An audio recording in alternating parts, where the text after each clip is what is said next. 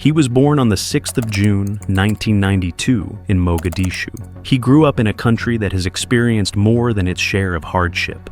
He chose football not as a player, but as an official, the person whose authority on the pitch is the foundation on which every match rests. He worked his way through local football in Somalia.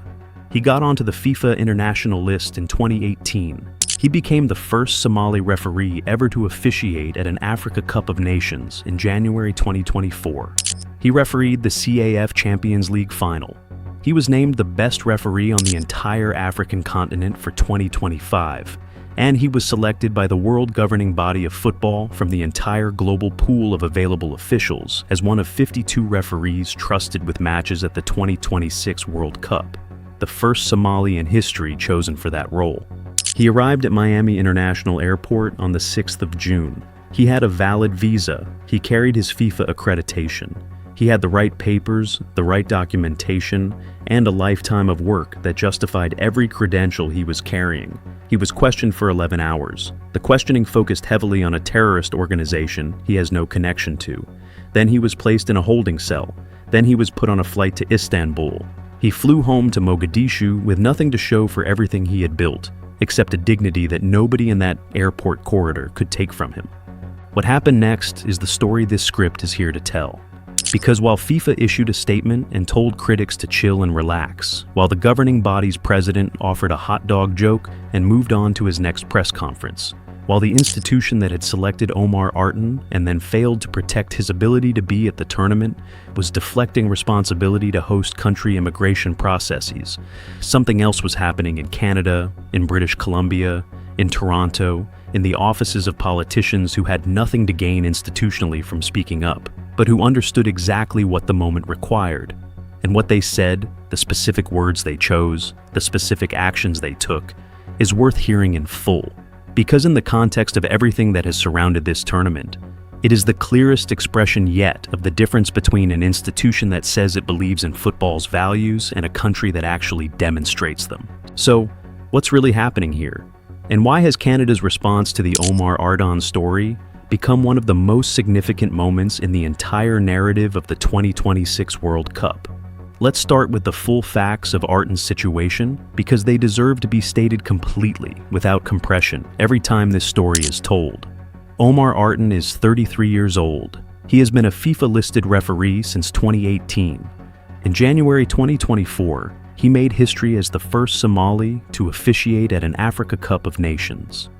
In the 2025-26 season, he refereed the second leg of the CAF Champions League final, the first Somali ever to lead a continental final. He was selected to referee at the Under-20 World Cup in Chile, including the third-place playoff. In 2025, he was named CAF Men's Referee of the Year, the best official on an entire continent. And in early 2026, he was selected by FIFA referee chief Pierluigi Collina as one of 52 officials for the 2026 World Cup, the first Somali in history to receive that call. He had a valid visa. The Somali embassy confirmed it. He had his FIFA accreditation and all required documentation. He was questioned for 11 hours at Miami Airport, with questions focused on Al-Shabaab, a militant organization that operates in parts of Somalia and that has no connection to Omar Artan, his career, or his travel to a football tournament. He was placed in a holding cell. He was determined inadmissible due to vetting concerns, yet no specific explanation was given. He was put on a plane. He did not referee a single match at the 2026 World Cup. FIFA's response was precise in its institutional language and devastating in its practical effect. The governing body confirmed he would be unable to train and officiate at the tournament after being denied entry to the United States. It confirmed it is not involved in host country immigration processes. It confirmed a host government ultimately determines who receives a visa and who is admitted. It confirmed his status would not be changed at present. And it confirmed, in one of the few genuinely meaningful decisions the governing body made in response to this situation, that Artan would receive his full tournament fee. Every payment, every bonus, the same compensation as every other World Cup official, despite not officiating a single match. That financial decision matters.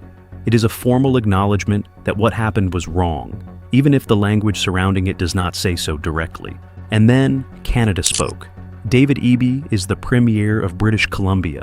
He is the political leader of the province whose city of Vancouver is hosting 7 World Cup matches, including knockout round fixtures.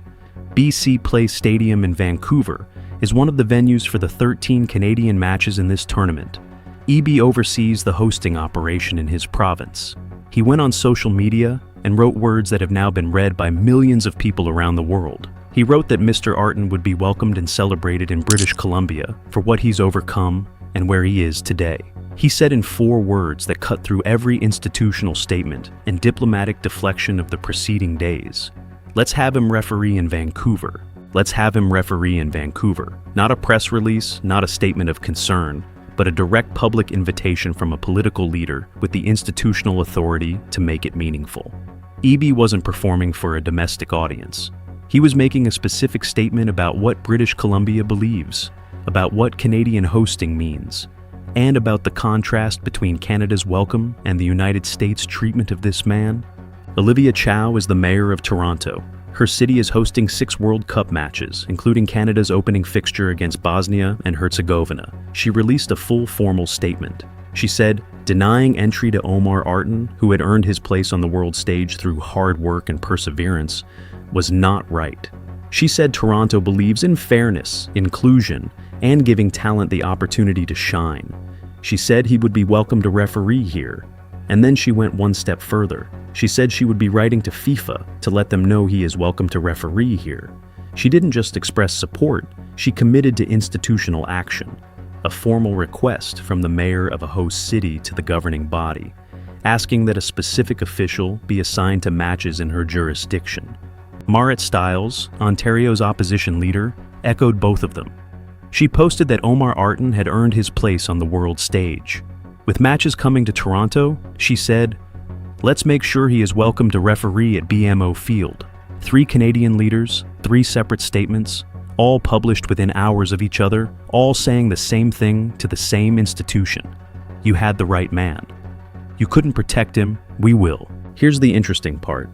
Because the Canadian offers, as genuine and as meaningful as they were, ran into a structural obstacle that reveals something important about how FIFA's tournament is actually organized. All 52 referees and 88 assistant referees at this World Cup are part of what the governing body calls Team 1, a single centralized officiating group managed from a training hub in Miami. Officials are not assigned separately by country. They are not deployed independently to Canadian matches or Mexican matches. The system requires every official to be physically present at the Miami hub to participate in the preparation program, the tactical sessions, and the security protocols before being assigned to any match anywhere in the tournament. Because Artan was denied entry to the United States, he cannot access the Miami hub. Because he cannot access the Miami hub, he cannot be part of Team 1. And because he cannot be part of Team 1, he cannot referee in Vancouver. Regardless of what David Eby invites, or what Olivia Chow writes in her letter to FIFA, that structural fact remains. The decision to centralize the entire officiating apparatus in the United States at a tournament that spans 3 countries is one that FIFA made. It was a choice. There was no compelling reason why the training hub for a tri-hosted tournament needed to be exclusively in one of the 3 host countries.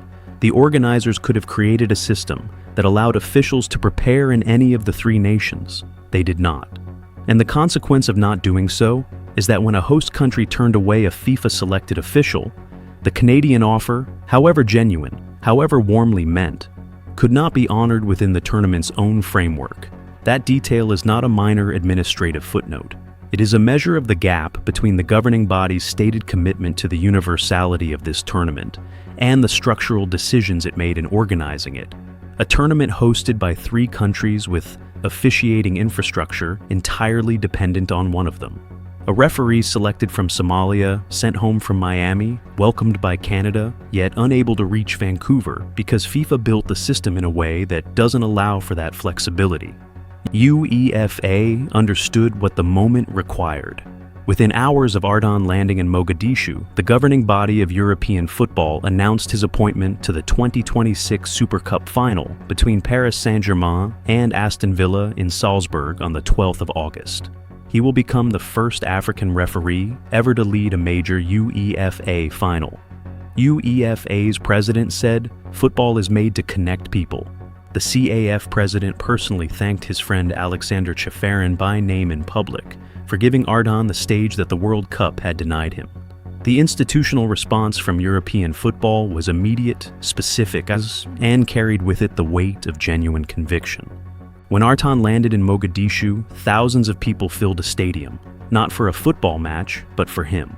The president of Somalia called him personally. His country draped him in their flag, and he said, with a composure that spoke more clearly than any press statement, that what happened has happened, and it was fate. He said quietly, "I promise you, God willing, that I will attend the next one." Those words, the forward-looking hope in them, the refusal to be defined by what was taken, they arrived in the same news cycle as FIFA's president's hot dog joke and his instruction to chill and relax. Both statements were heard. Both will be remembered. The contrast between them is the contrast between the institution that runs this tournament and the man it failed. Think about what the Canadian response represents in the full context of this tournament. The United States denied Artan entry. FIFA said it was not involved in immigration decisions. UEFA gave him the Super Cup. Canada invited him to Vancouver. The CAF president thanked Europe by name, and the Somali public filled a stadium to welcome him home. That is the full sequence of institutional responses to what happened at Miami Airport on the 6th of June. 4 different entities, all of them with different relationships to the tournament, different kinds of power, and different institutional languages, expressing different versions of the same assessment. What happened was not right. The one voice that was conspicuously absent from that assessment was the voice of the governing body that selected him. FIFA said it was not involved. It said the host government determines who is admitted. It said his status would not be changed, and when asked directly about it, the president said people should chill and relax. What remains genuinely uncertain is what this episode changes about how FIFA manages its officiating infrastructure at future tournaments, whether the centralization of the training hub in one host country at a tri-hosted World Cup will be reviewed, and whether the system will be built differently for 2030 and 2034 in ways that don't make the participation of every official contingent on the immigration decisions of a single government. Artan said he would be at the next World Cup, God willing. David Eby said, "Let's have him referee in Vancouver." Olivia Chow said she would write to FIFA. Marit Stiles said he earned his place on the world stage. UEFA said football is made to connect people. And thousands of people in Mogadishu showed without words, just by being there, that what he built and what was taken from him were both real, and that they saw it and they remembered. What do you think? You've followed football through enough cycles to know the difference between a moment that passes and a moment that changes something. Does the Omar Artan story feel like the kind of moment that will genuinely alter how FIFA organizes its officiating structure at future tournaments? Or does it feel like the kind of story that generates coverage and concern and then gets absorbed into the institutional machinery without producing the changes that would prevent it from happening again? If you found this worth your time, a like helps more than you think. Subscribe if you enjoy thoughtful football coverage, and tell me in the comments what you think FIFA should have done differently. I read everyone. This story is still developing, and as always, football never stays quiet for long.